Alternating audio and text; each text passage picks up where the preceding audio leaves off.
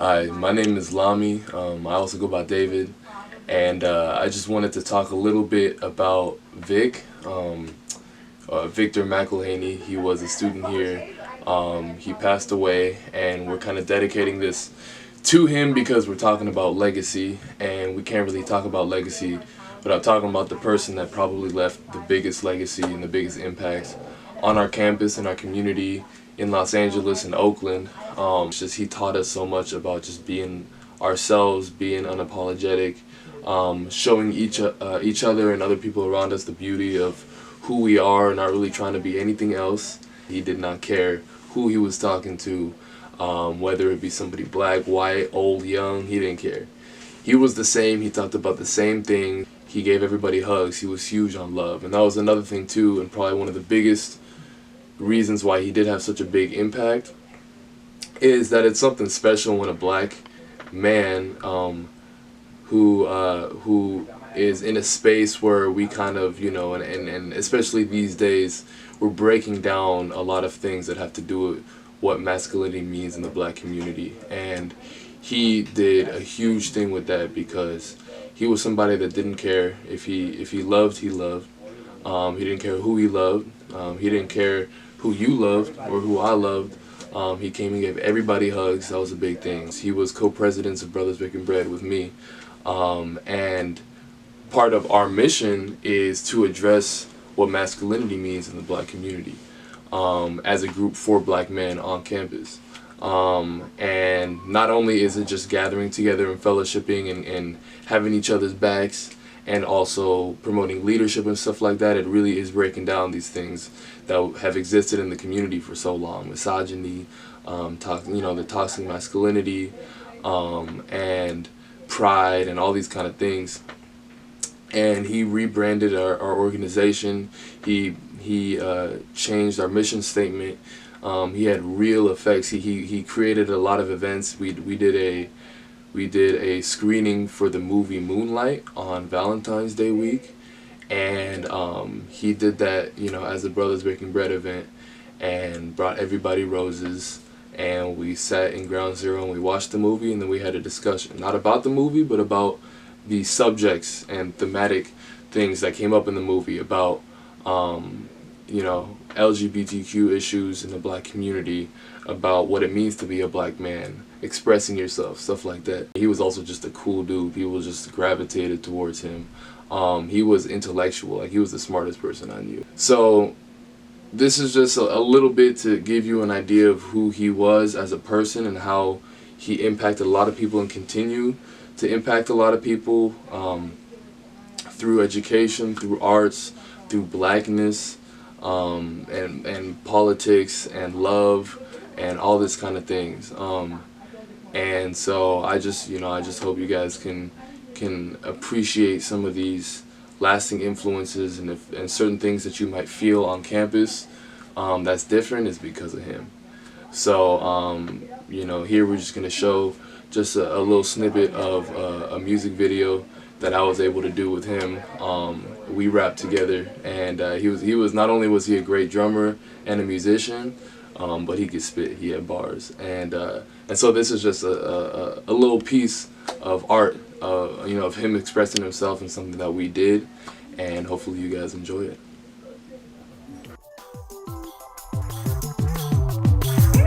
Let's go back to the sunny afternoon, to Saturday morning, Lucky Charms and cartoons. Now I live more, my sheets covered in perfume. Couple texts about stresses from the other side of the moon. I reminisce through penmanship, how'd I get to Los Angeles? Land of the weather, the women, and good cannabis. Yet my nerves damaging, rather stiff like a mannequin. Demons and the angels I manage with perfect handling. Ooh, that's sick shit. Rhymes left in the crib, I can handle them sick. Things go how they go, better hope you don't slip or end in the ditch or left in the dust, you causing a fuss. Oh, that's realness. Bars come out the vault. This a verbal assault. When things go how to go, just pray you aren't caught. Yeah. And it goes like dot dot dot dot dot dot dot dot dot dot dot dot dot.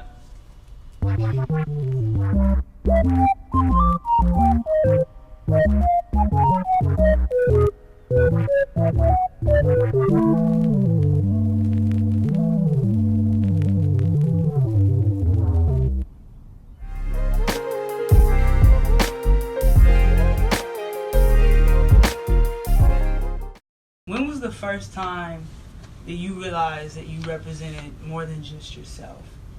I think for me, I was really young, and me and my siblings were going to get a flu shot. And I have 5 younger siblings. I'm the oldest. And if everybody always tells you, oh, your younger siblings are looking up to you, but I mean, I'm 14. I don't believe that. You know what I mean? But we're getting flu shots, and I don't like looking at needles going in my skin. So I decided I was just going to do this and let the nurse just poke me in the side. And so I did that. I was done. And then every single one of my siblings after that did the same thing. And I think that was the first time when I was like, they're really watching me. You know what I mean? So, and that's as little as getting a shot in the arm. So if they're doing that, they clearly see me and how I go in the world, how I talk to people, how I'm playing my sport. And that I think that was the first time where I really realized I'm more than just Jasmine. You know, this is like a Blevins family thing. This is like a siblings thing. This is a Paris. You know, I represented the Blevins. I mean, for me personally, without a doubt, you know, it's like looking at my sister and my sibling, my younger brother. I always kind of knew that, you know, they looked up to me. You know, just being honest with myself, I did a poor job. I think I didn't really get it until like probably my junior year in high school. Really? That's when I really started to like look back. Like my dad sat me down and he was like, you know, like you're not. He said, you know, you're doing a great job. You're doing successful or whatever the case was. But he's like, you know, you got to do more because, you know, your younger brother looks up to you. More in terms of what? As far as like just talking to him, you know, I feel like I would talk to him, but like it'd be more hostile. I'd always get in arguments with him. Right. And I didn't realize it until one day I go off on him because he put his shoes where I put all my shoes. Right. And like to me, I'm like, dude, this kid's just not being clean. And my mom had told me, she's like, you know, why'd you yell at him? I was like, you know, because he put his shoes where my shoes are. She said, he does that because that's what you do. So I think when she said that, like, I think that day, that's the day that changed. And to this day, I call him every day. I call my sister every day, and, you know, I tell him how much I love him. Before games, I always give him a kiss. We all got a handshake. And, you know, ever since then, I've been trying to be the best role model I can be. Mine's probably a little different, just because, like, I have younger siblings, I have older half siblings, but my parents are immigrants. And my mom is from a country called Burundi, Where's that? which is in East Africa. It's like right underneath Rwanda, and she was a refugee of the Rwandan genocide. Oh wow! So this is something I knew coming up, and I knew I have family that are still out there, and the situation in Burundi is still like, it's never been stable since then. So when I was 11 years old, I got a chance to go there, back when you could still go there, and meet all of my family out there, meet my cousins. There's a lot of people out there, and what we did was we did a soccer and a music camp for like AIDS orphans, because my parents are like and part of this is as well my parents is being super involved in outreach and in like giving back and all this kind of stuff. So when I went out there at 11, even though that's young, you don't really understand all the implications of the issues and all that kind of stuff. Right, all the history. But I did understand that I have not only like these people that were helping out, and I can see my parents giving back and helping out and leaving an impact, but I can see just like my family out there, my cousins that are, you know, excited about my life out here and like excited about, you know, what I'm doing and what I like to do and all this kind of stuff. And that was, I think, the first time I really realized, like, you know, how many of other people are depending on my family that are over there, and kind of like my success in a way too, because I had the privilege of growing up in the States, and, you know, going to, you know, pretty good schools, and now I'm at USC and stuff like that, you know. Right. Speaking of SC, our entire family went here. My dad went here. Both of his parents went there. His oldest sister, also my cousins went here. Both my godparents went here. It's a whole thing. And I know I did not want to go to SC at first because of that, because there was such a long history of people coming here. And I was like, no, I got to go to the East Coast. I got to go somewhere where nobody's gone. But clearly I'm here, and I love it here. And I think I really started to feel, they talk about the Trojan family all the time, but it really hit me that the Trojan family wasn't just this big group of people. It was my family too. When everybody was proud and they were putting up the fight on, they're like, yeah, we got another one. She's in here. I started to feel like I was really carrying on a legacy there too. And it made me even more happy that I made this decision. So when I go out to the family reunions or anything, and they're like, "Okay, we got to take a Trojan picture," I'm like, "Yes, we are. Yes, we are." That's my crew. Yeah. What is it like having your family here? It's great, honestly, and it's weird too, because at home you might have a certain dynamic, but here you don't always have to see your sibling as much, so you don't really have this, I guess, maybe like tension against them. But like even yesterday, I thought to myself, I was like, I haven't seen my sister in a while, so I was like, like maybe I should hit her up, say like we should hang out. I was like, I would never have done that. At least, I don't think I would have back at home, but now it's we share a better relationship. It's really great to have now. Like my sister, she's committed here for soccer. Oh, nice. And I'm thinking like I'm in college. I'm like at this time she didn't decide yet, so I'm like, I'm in college. I'm about to have fun. I'm about to and then she's like, oh, I'm coming to SC. And I'm like, she's like, I can't get us some space. And she's like, yeah, I love her to death, and of course, I want her to come here and do great things, but I'm just trying to think, like, how do you keep that balance? Like, I don't want her just knocking on my apartment door at like any time she wants. Honestly, it's a big enough campus to even where last year I stayed in the same building as her, and we would see each other, but not like that much. And I stay right across from my sister, and I still don't even see her that much. But when I do, it's really great now. So. Yeah, I saw my brother. We lived together. So when I first was a freshman, we lived together for 2 years. But like, we knew boundaries, kind of like it was like, well, we were really really close. So the only thing would be like, he's like, oh, I'm about to go get something, or I'm about to go do something. I'll be like, okay, cool. Or like he'll let me know when he does something. Or like when you're broke, you have your sister or something like that. But yeah, we saw each other all the time, but we didn't see each other all the time, if that makes sense. Okay. Like, we only saw each other in sports. But, like, other than that, like, you're cool. And then your sister's going to have, like, her teammates, her team things. But I don't know your sister, though. That's the thing. I don't know your sister, so, like, but I think it'll be cool. But I don't know your sister. She's like,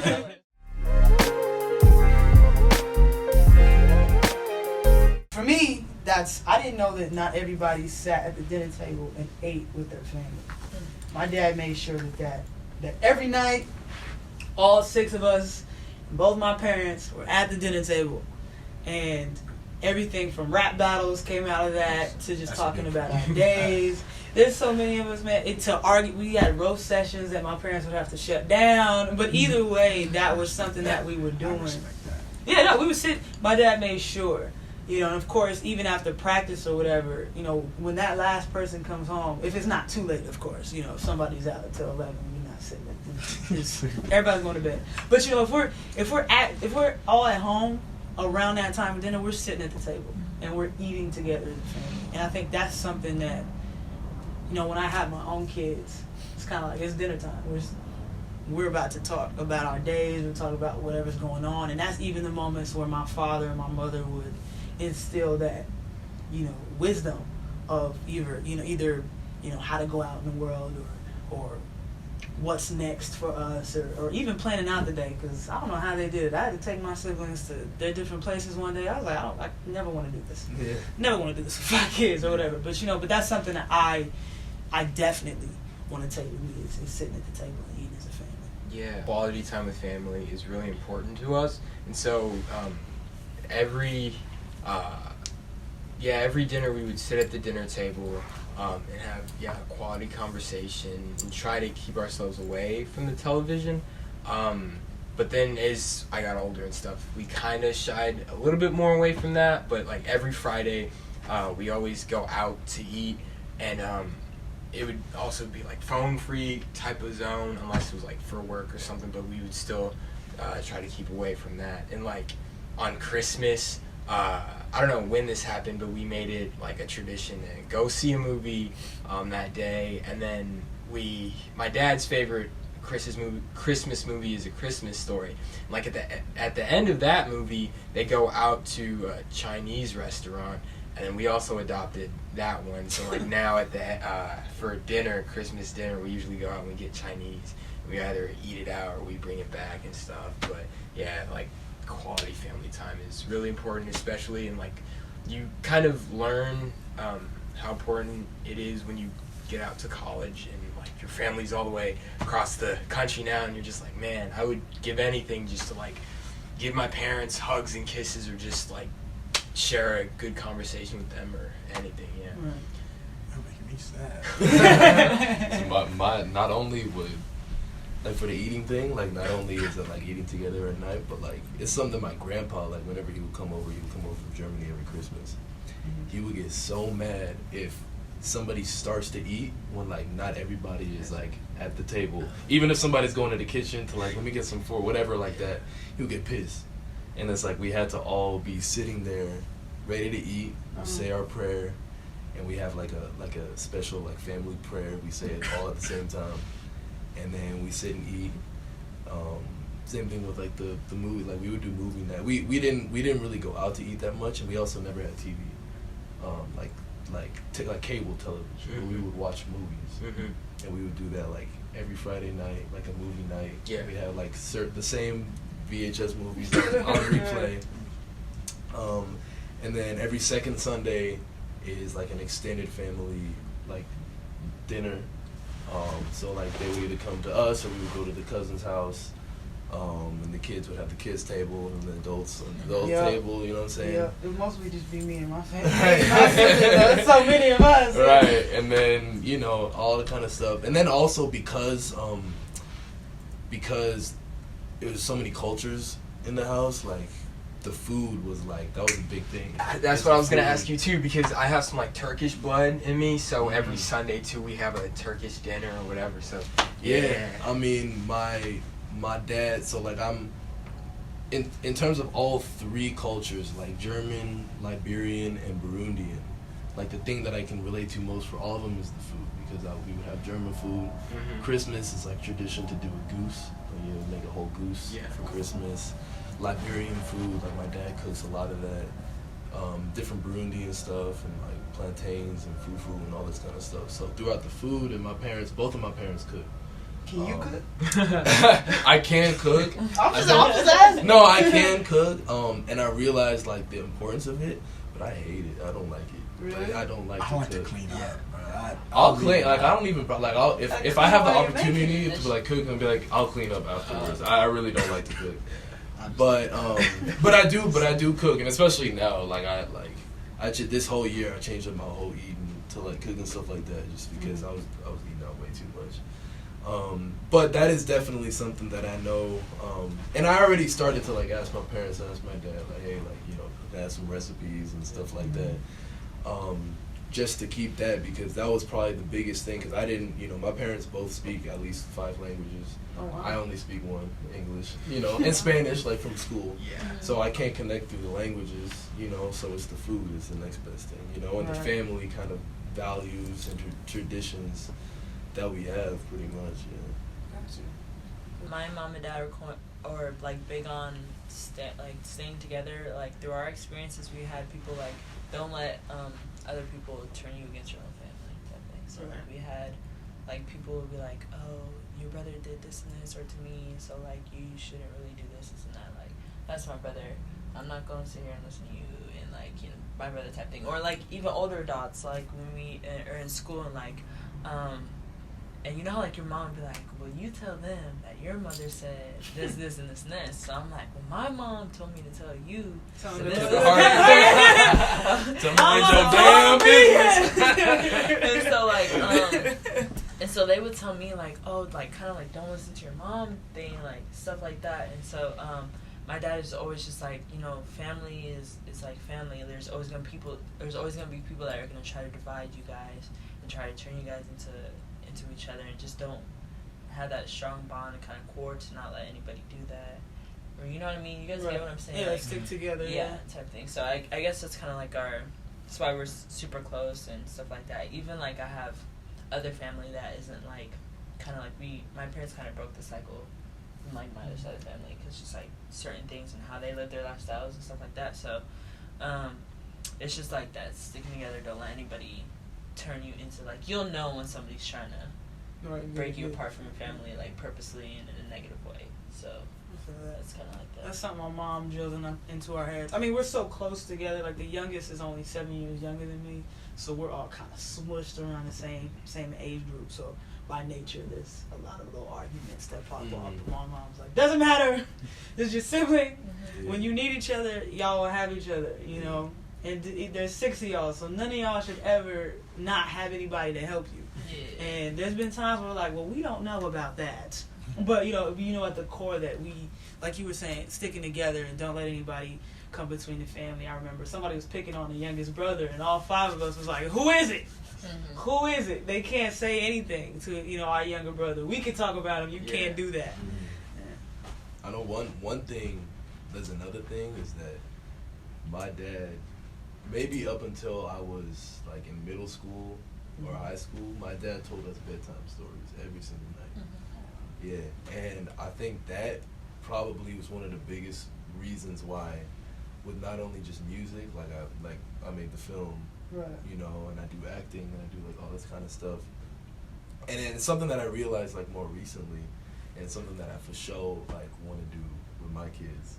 Just because I just remember all of us, and even my older siblings, like, that I didn't grow up with, it's the same thing. Like, they had it when my dad was, when they were growing up, and my dad was telling them the stories, and it's the same kind of stories, you know what I'm saying? And he would just kind of, and then we would, like, you know, connect over the fact that he would start, like, falling asleep in the middle of it and start saying random stuff. But it was always just that, like, I guess every now we kind of be, like, expecting a new story and a new world, and like all this kind of stuff, and like continuation of episodes and all this kind of stuff. And that's time with your dad. You know? That's really sick. We was more like bonding over sports. That was like the only thing I could really think of. Now I wish we did that stuff like that. Everything was always to go. You eat food. We was eating at different times. Like, you know, sometimes my younger brother would get home earlier than we would, so he'd eat, and then we'd just come home and just have leftovers, just have to make it ourselves. But like, you know, I feel like we got more of our like stories and like laughter, like when we go to Thanksgiving and stuff, all that material came from like sports trips. So like, you know, I'll never forget, we drove to Cal one time, and there's like cows on the side of the road. And so it's me, my dad, and my sister. And I'm like, dang, Dad, like, keep the windows up. There's cows over there. And it was like, oh my God, like, it's horrible. So like, we're like, oh damn, like, don't roll the windows. And he like, we have the AC blasting. And he goes, well, first I have to turn it to where it's circulating like the AC and doesn't take the air from outside. Well, it was already on. And he presses it and gets the cow smell. Circulating in the car. It came in, and I'll never forget how hard we laughed. And he was like swerving. He was like, this is horrible. We get like stories like that just off of like traveling and cool trips, but that was like really the only thing. Are there any that you want to start then? I mean, because clearly we grew up in our families, and then eventually, I mean, if we want one, of course, we'll have our own. Is there anything that you want to start with your own kids? I'm not gonna lie, I'm for sure take that dinner. Like the idea of just having everybody sit down and just talk about your day, like get to know everybody, like how's their day, you know, be more relaxed. I want to tell my kids bedtime stories, because I feel like that's just like being there for them, and you know, you just build that bond, and your kids know them. I'm gonna ask a question though. So, if any of you guys, whenever your parents asked you like, "How was school?" Did anyone ever just say like, "Fine," like, "Good," like, "Now I want to talk about it"? I felt like it was always how was practice, how was the games. I think for me, I would for my mom, but mostly from like my dad. But yeah, I would definitely be like, "It's fine." Yeah. And after that, I would be like, well, "Did you practice today?" It was always like a follow-up question with sports, kind of like with you. It was mostly like sports talk, and it would very rarely be like, "Dang, can you ask me about something else besides sports?" I hated the car, especially if we lost. Oh my gosh, the car ride home, my father, I would fight to get my mom's car. My mom, please, can I ride That's my sister. My sister, even if I drove to the game with my mom and they lost, and you could tell my dad was going to say something because he's coming to call her. And she's like, Mom, please, don't make me go. Man, I mean, and it's rough, you know, as you're sitting there, and he's like, and you should have done this, and da-da-da. But at the same time, it's kind of like, I mean, he cares. I feel like it's just like evolving, like, you know, like our parents learn from how their parents parented them. Right. Like my dad, you know, my grandfather was a coach at SC. Oh wow. But you run deep, man. He didn't coach. He barely went to my dad's games. Like barely coached him just because he didn't want him to like not love the game. Yeah. So like my dad as a kid was like, you know, my dad won't even go to my game. My dad won't coach me. Like I'm looking for help. My dad always had to figure it out himself. So like now when he asked me, I've never seen him miss a game. Like, right. You know, when the first time my dad didn't show up was when he had the stroke. Mm-hmm. And that like even while I was here, I just remember like he would, you know, he's in the hospital. Like at this time, I had just got to SC right when he had it. So he's in the hospital after his surgery, and he's just like, the one thing I'll never forget is he watched the showcase on his iPad. He had like people come in, like he paid somebody to go buy an iPad because he forgot his password to it. So he paid somebody to go buy an iPad and bring it and watch it with him. Wow. And so like he'll come out to practices. All the time, like he'll be like a Monday walkthrough practice. He'll be out there like sitting there just watching. I'm not even doing anything. He's just being out there. So like just having him, you know, like seeing like how he wants to be out there now because his dad wasn't. Right. So like now I'm looking at it like, you know, I want to be there for my son, but you know maybe like not as much, but like maybe not be as hard enough. So like I feel like we're all learning from our parents, right. And like just like you guys told me your tradition, so now I'm gonna go take that to my family. Right. So it's like, you know, you start to see how like we're all like learning from each other and we're all growing and getting better, which is kind of, I find that kind of amazing. Right. I feel that. I have a homie who I won't air him out, but he's like the son of like a huge like hip hop producer, and I asked him about that because he also produces music, and I asked him like what is that like? You know what I'm saying? Like, and he said that his dad was very like hands off of like everything, and wasn't like over his shoulder and like all this kind of stuff, and that they were able to build like I guess like a musical connection like after the fact where they could like be helping each other out and stuff like that, where it wasn't some kind of like, you know, feeling like that initial pressure, you know, that you're bound to feel. Yeah, right. In that position, you know what I'm saying? Which I always thought was interesting. Like, I don't know, I couldn't imagine being in that position. My dad was, when he was at SC, they used to be BSU. He was the BSU president. So speaking of like your father, somebody being in a higher position, as soon as I got here, I was like, well, I got to be president then, or I got to do something. And I don't even know why. Like I felt like I had to do that, you know, in the way that even, you know, your father went here and played football, or you know, you have siblings and parents that went here. It's a weird thing. Like it's not even if they don't say anything about it, you still feel like kind of I got to do it. Like, right, yeah. Either it's gonna disappoint them, or you just I just gotta do it. You know, I can't fall short of that. To someone's image. Right. Yeah, well, my thing is a little bit different. Like I feel like I have to succeed because as well, like me coming here to college and doing music and meeting Patrice and all this kind of stuff is something my dad didn't get to do. Right. Because he got to be a musician and tour and he didn't go to college and stuff like that. But then his career also was cut short because of kids that he didn't expect. And those were like my older siblings. And now like we're out here and we've been able to succeed, you know, like he runs a business that's a music school and kind of stuff like that. Right. But I know he doesn't like teaching. Like I know he likes performing and that kind of stuff. And so I feel like part of me having to succeed and stuff like that is to be able to help him like make those connections, and be able to get him to kind of like, you know, part two of like his success. Part two. You know what I'm saying?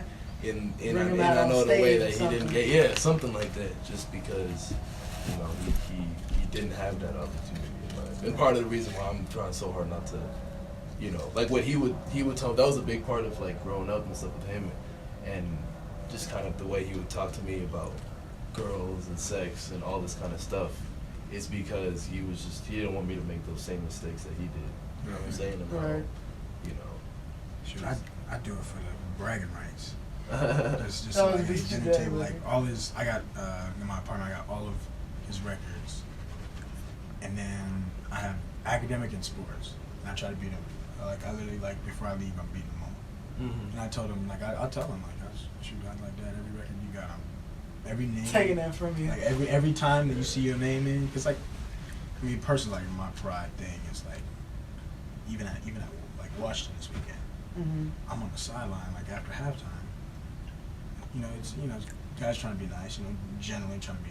He's like, oh hey JJ, he's like, hey, your dad's a beast. And I looked at him and I was like, he's like, oh, but you're a beast too, and I'm like, damn, like, Right. I'm not at that level yet. That's something LeBron James, I think, was talking about this once. That he wishes that he hadn't given his son his first name, right? Because he's like, what is he going? He's LeBron James, you know, junior. You know, and he was talking about was a lot what you were talking about, right? Being there for your kids, and he wanted to be everything that his father wasn't. And in doing that, he kind of put like to me, he's the GOAT, right? Oh, yeah, no. And you're LeBron James Jr. You can't be. Listen here to me, right? So it's an interesting, huh? I think so too. Yeah, I think he's one of No, he's a GOAT. He's a GOAT. One of the top three leagues. Top two, not two. Can't And- go. Yeah. That's all I gotta say. But you know, it's just an interest. Especially, I don't share the name of my dad or anything like that. I wonder what's that like, you know. So even if when you beat those records, right? It's still John Jackson Jr. Oh yeah, I had one of the things I did when I first got here. I told like the coach, I was like, every time you write my name down, I want 3 lines on the back. So like whether it's my number, like when they put it on the screen, like whatever it is, 3 lines. Like every time I write my name, I always put 3 lines on the back, just so like it separates.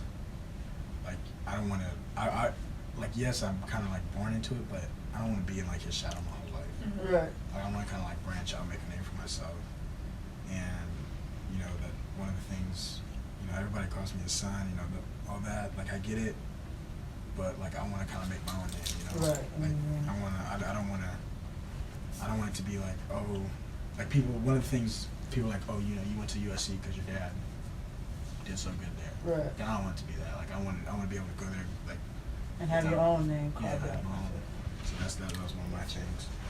Do you ever, and my sister, for example, told me, like, you set the bar pretty high over there. We don't know what's going to happen. Do you feel that with your brother at all? Do you ever compare yourself? And I mean, that's what we do as humans, right? We kind of go around and we compare ourselves. Do you ever do that?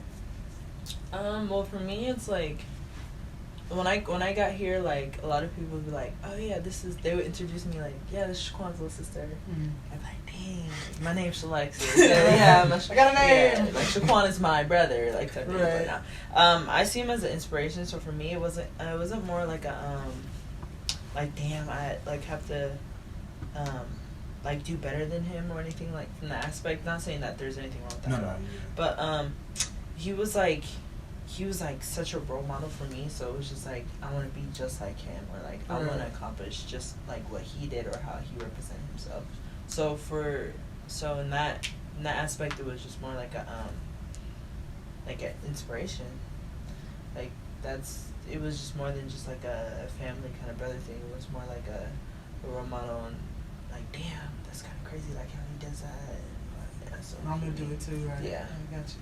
Do you and Aaliyah ever, because I know y'all do different, but y'all both in the arts, and then not, like, do you all ever talk about SC or going against each other in different things, or? I don't think we've ever had, like, a conversation about going against each other. The only conversation we've had is, like, who dad likes more and who mom likes more. But then other than that, like recently, we've like with the arts, we actually connected with like growing up, I could not like anything my sister liked. Like that's just how it was. But recently I discovered Hamilton. And my sister, well, because my sister, she loves my sister loves musicals. And in high school, I was like, you know what, I might really like this, but since she likes it, I can't like it. So I put it on the back burner until we saw it in Kentucky like this summer, and I was like, wow, and I was like, I'm so happy I finally got to see it, and I've been obsessed with it ever since. And then like last month, I went over to her place, and she was giving me a pizza, and I brought her cookies, and then we just had. Well, I told her that like I can't stop listening to the soundtrack and like all the performers on there, like Leslie Odom Jr. Like, just amazing. And we finally had that like conversation where we just like clicked about the art, like where we actually had something in common that we both liked about it. And I guess too, we grew up playing. We were in the same music group, I guess. But we were, I guess, too young to ever really talk about that, and I don't know, it just, but, yeah, no, we don't really compete about anything like that. But, yeah. And then also kind of going off of what you all were saying about, like, I guess, maybe competing or trying to be as good or even better than your family members, I also look at it as, not only do I feel like I have to work as hard as, the people that came before me, but I also want them to look at me and say, like, wow, what I did was right. I want my parents to say I raised a great child. Everything I did when they were growing up, I did it right. And I don't know, I would feel great if they could look back or look at me and say, yeah, we made perfect kids. But don't get me wrong, but like we have like our little things, right? But like, yeah, I'm definitely the best shooter in the family, like type thing, like that too. The best ball handler, I'm like, nah, I'm the best shooter, like don't ever try that, like type thing. I also think it's different, like compared to you two, just like because it's like a boy girl thing. Right. So like, I'll be like, yeah, I want to be better than him in this, but in like the girl category, right? Type thing, if that makes sense. Mm-hmm. Yeah. In the man category, so that way. Yeah, they competition. I always tell I always remind my little brothers that I'm the favorite. And they know it's true. Like, I tell them, like, my parents like me the best. Like, that's not even. I call myself the gift as the oldest. Right, so we get that as the oldest. It's like, I was the gift type thing. Right. And they get so mad, they're like, whatever. Right. Like, I'm just saying, I was the chosen one. Clearly. The worst was, we had, like, my dad would say, oh, you're the number one son. Like, you were the firstborn. And so he had said it one day, and my little brother goes, whoa, hold up. I was like, no, I'm the firstborn. He's like, okay, it better be that way. Yeah, not number one son. Yeah, that's funny. His family is it's such a weird dynamic, you know, because these are the people that you learn everything from, right? So, I mean, even when I came to college, a lot of the things that I was doing or my routines came from my family, whether we know it or not. And like you were saying before, these are the things that we pass on to our kids. And at some point, we get to choose, right, what we like. Or choose to change it or choose to keep it. What we like about what our parents did with us, or what we didn't like about what they did with us. And I think that's so. I mean, first of all, that's just a crazy thought in general, right? That we're just the sum of these different people raising us, and the sum of our family and the traditions and whatnot. You know. What kind of a legacy? When you pass on or like when you retire or whatever, what do you want to leave behind? Either how people see you or like what organization do you want to have built, just foundations, things like that. Like in your family or how? Just like anything, man. Yeah, in the world. Yeah, in the world. In the family too. I mean, so I think that's something that I've been conscious about for a very long time, and my dad in particular has always kind of instilled this thing where it's like living every day like it's your last, you know? And I think growing up, I understood that, and I did, and maybe it was just me being just chill anyway, just like from LA, like just like let me just That's what we like. right, like I'm just I'm chill because I would literally like anything I did in high school was because I wanted to. So if I was jazz band president or like varsity like team captain for soccer or whatever it is, it was never about like the chase or to look good for college or something like that. It was always just about in the moment, what am I doing to affect the people that are around me. And the same thing is when I got into college, and especially like I guess because of the whole leadership thing, and that's something that my dad was very like big about, and probably why I became Brothers Bacon Bread president. Right. And I had like a place in like BSA and kind of all this stuff is kind of the effect and the legacy that you leave, and I've had a lot of talks and stuff like that, and I got the chance to go out to this thing called Leadership, and they actually had a segment on it for just black men, which was crazy dope. Like black men in colleges all around America coming just for 1 week. It was like a Sunday to Friday or something like that, and talk about leadership and vision. You know what I'm saying? And it was like leadership, but it really was about personal vision. And they had us write out in terms of legacy and stuff like that. They said, all right, like who do you want to affect? Because a big thing is not just the money or not just the success or whatever it is. Like that's cool, but that's not the ends. That's just the means to the ends. Right. So like they had us write out a newspaper headline from 10 years or 20 years in the future. Did you do leadership? Yeah. Yeah. So they had you write out a newspaper headline. And this is after you do like workshops and stuff like that. You already determine who you want to affect, who are the people in your life, whether it's your community, giving back, your family, all this kind of stuff. So for me, it was my mom's family out of Burundi because of that situation I described a while ago. And they have you write a newspaper headline. And the whole thing is a 6-day thing, the leadership conference. And when you get back, they called it day 7, is when you get back.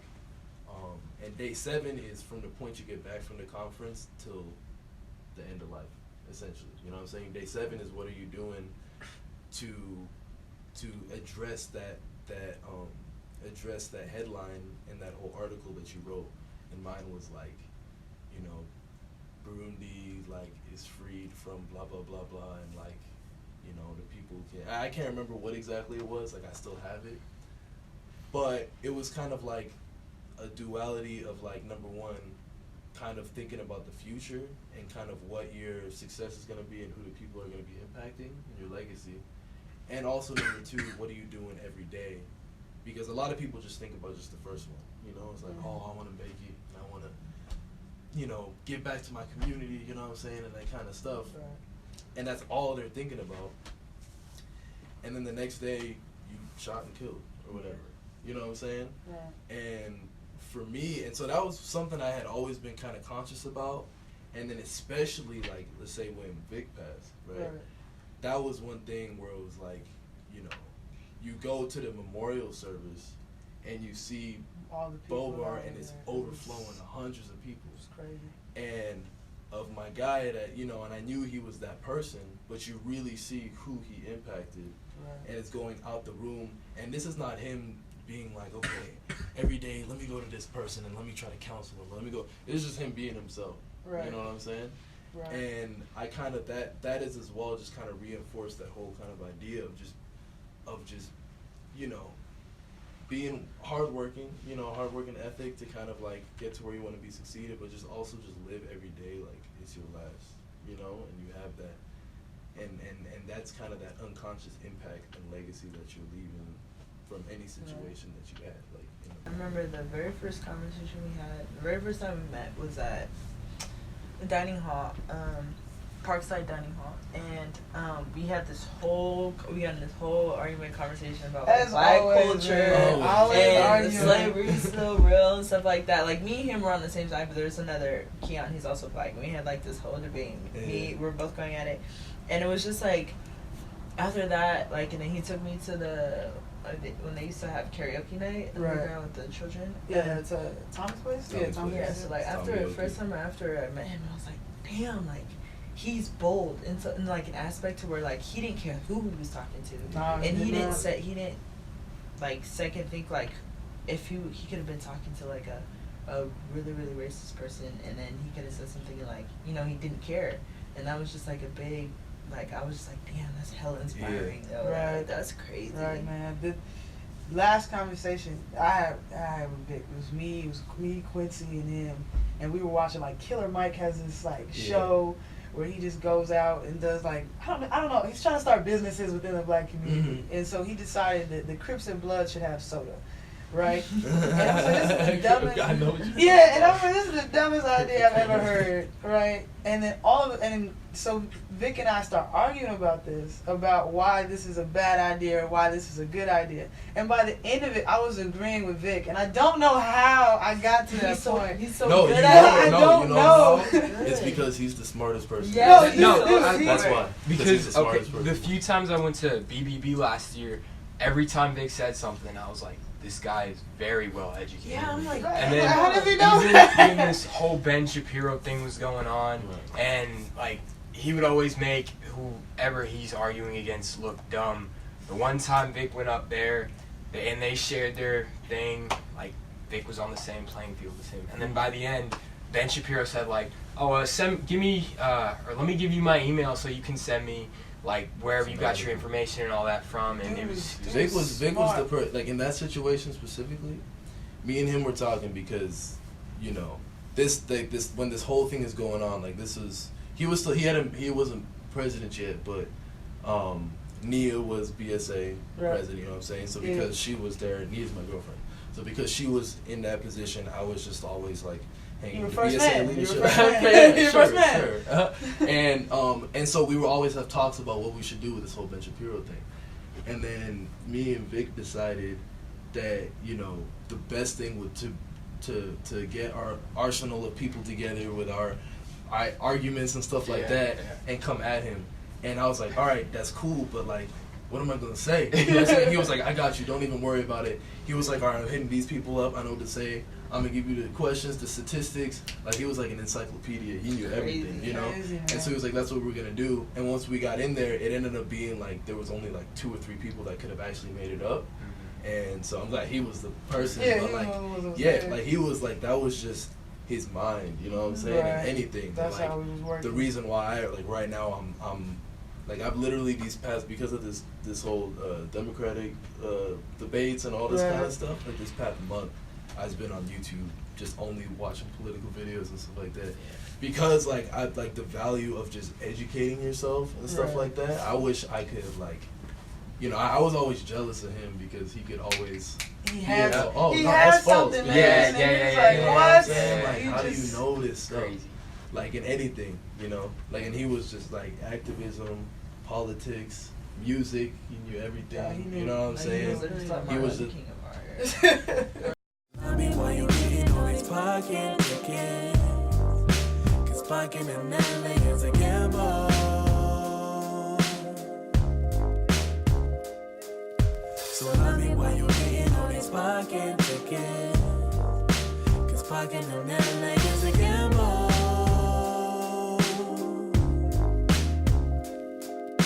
You tell me my system isn't working. I say that I'm risking and I'm learning.